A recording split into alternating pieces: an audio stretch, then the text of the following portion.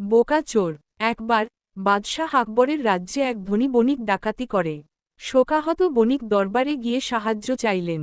আকবর বীরবলকে ডাকাত খুঁজে পেতে বণিককে সাহায্য করতে বললেন।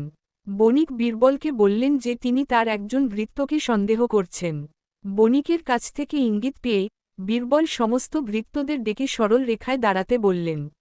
ডাকাতির বিষয়ে জিজ্ঞাসা করা হলে সবাই যেমনটি প্রত্যাশা করেছিল তেমনটি করতে অস্বীকার করলেন।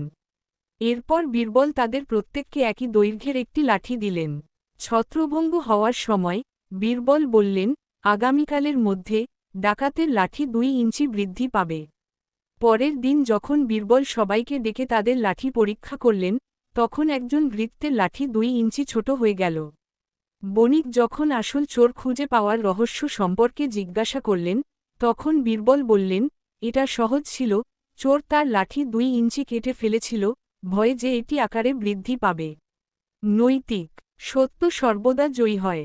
আরও পড়ুন, বাচ্চাদের জন্য রামায়ণের আকর্ষণীয় গল্প।